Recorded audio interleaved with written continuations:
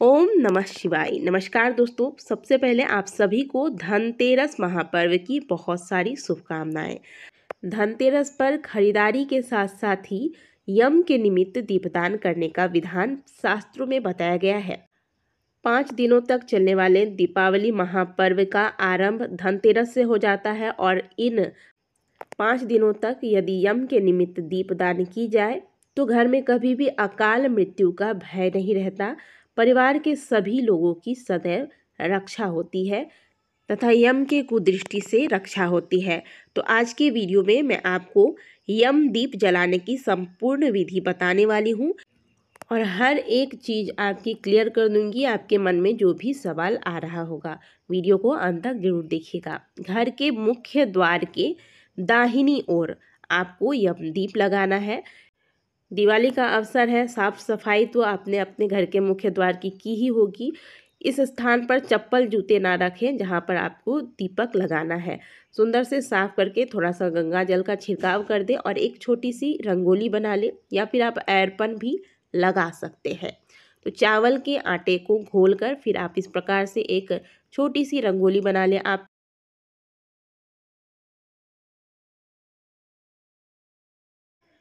यह यमदीप आपको शाम के समय जब अंधेरा हो जाए और घर के सभी लोग घर में आ चुके हों, इसके बाद लगाना चाहिए। और यमदीप लगाने के बाद बार बार इसके दर्शन नहीं करने चाहिए। यमदीप लगाने के बाद इन्हें प्रणाम करके घर के अंदर आ जाए। बार बार इनका दर्शन करना सही नहीं माना जाता है।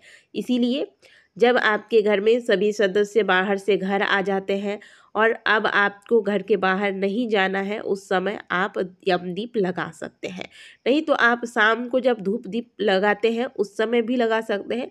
फिर आपको बार बार निकल के इस यमदीप का दर्शन नहीं करना है, इस बात का ध्यान रखिएगा।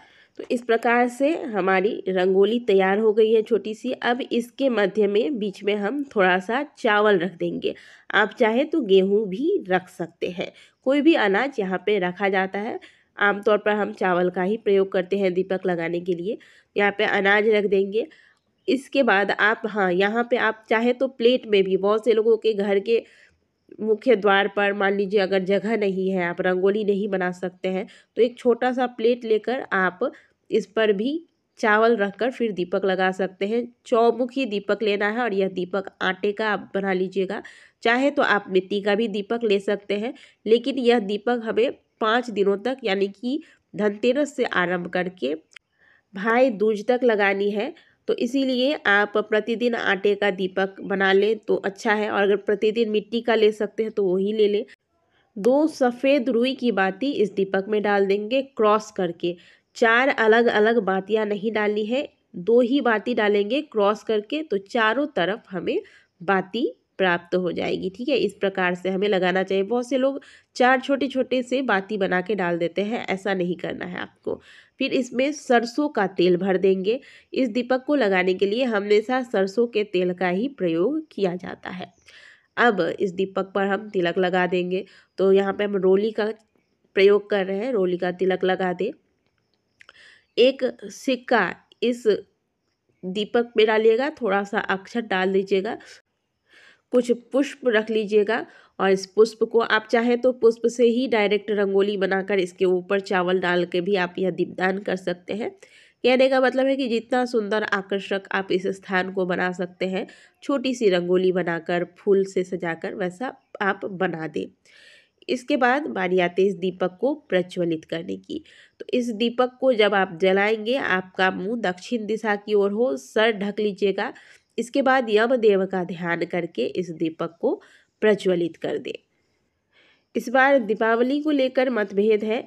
कुछ लोग 31 अक्टूबर को दिवाली मनाने वाले हैं तो कुछ लोग 1 नवंबर को, लेकिन धनतेरस एक ही दिन मनाया जाएगा। चाहे 31 को आप दिवाली मना रहे हो या 1 को दिवाली मना रहे हो, धनतेरस का त्यौहार आपको 29 अक्टूबर को ही मनाना है। तो इस प्रकार से हमने दीपक लगा दिया। अब हम यमदेव की पूजा कर लेंगे। यम का स्मरण करते हुए इस दीपक में पूजा करेंगे। थोड़ा सा जल का छींटा दे देंगे, चंदन लगा देंगे। फिर से आप जो आपने रोली चंदन घोरा था उसी को थोड़ा सा लगा दें। एक आप बतासा या फिर थोड़े से खील यहाँ पे चढ़ा सकते हैं या मखाना चढ़ा सकते हैं। इसके बाद थोड़ा सा जल लेकर इस दीपक को निमिष लेना है। इस विधि से आप यमदेव का ध्यान करके पूजन कर लीजिएगा।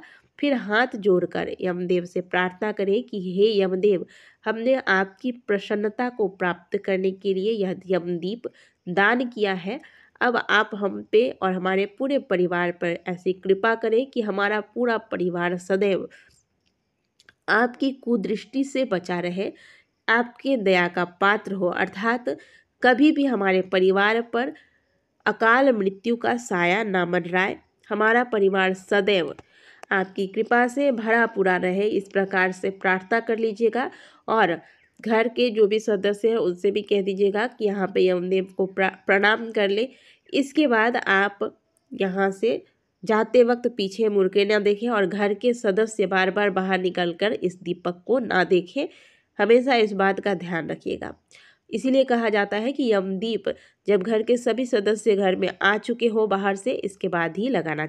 अगले दिन जब आप जागते हैं तब आपको क्या करना है कि ये जो आपने चावल के दाने रखे हैं या जो भी अनाज आपने इस दीपक के ऊपर रखा है, इसे आप चिड़िया पंछियों को दे दें।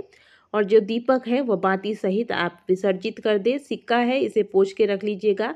अगले दिन जब आप यमदीप लगाएंगे उसी में इस सिक्का को आप पुनः प्रयोग कर सकते हैं। और जो भी प्रसाद वगैरह है वो सब भी आप या तो चिड़िया को दे दें या फिर गमले में डाल दें और इस रंगोली को अच्छे से साफ कर दें। इन चीज़ों पर किसी का पैर न लगे, इस बात का ध्यान रखिएगा। फिर अगले दिन शाम के समय आपको इसी प्रकार से दीपक लगाना है। लगातार 5 दिनों तक आपको यह यमदीप लगाना है। अब बीच में अमावस्या तिथि 2 दिन प्राप्त हो रही है तो 6 दिन हो जा रहा है। तो आप क्या कीजिएगा, जिस दिन आप दिवाली मना रहे हैं उसी दिन दीपदान कीजिएगा। अगर 31 को मना रहे हैं तो 31 को यह दीप दान कीजिएगा और एक को अगर आप नहीं मना रहे हैं तो एक को नहीं कीजिएगा। कहने का मतलब है कि धनतेरस, छोटी दिवाली, बड़ी दिवाली, अन्नकूट और भाई दूज, ये 5 त्योहार आप जिस दिन मना रहे हैं उन्हीं दिनों में आपको यह दीपदान करना है। बीच में एक दिन आपको छोड़ देना है। जिस दिन आप दिवाली मना रहे हैं उस दिन कीजिएगा, जिस दिन नहीं मना रहे हैं उस दिन केवल दीपदान नहीं किया जाएगा, नहीं तो 6 दिन हो जा रहे हैं। इसका ध्यान रखिएगा। आशा करते हैं कि आपको ये वीडियो अच्छी लगी होगी। वीडियो अगर आपको अच्छी लगी है तो वीडियो को लाइक ज़रूर कीजिएगा। मिलते हैं आपसे अगले वीडियो में, तब तक के लिए हर हर महादेव।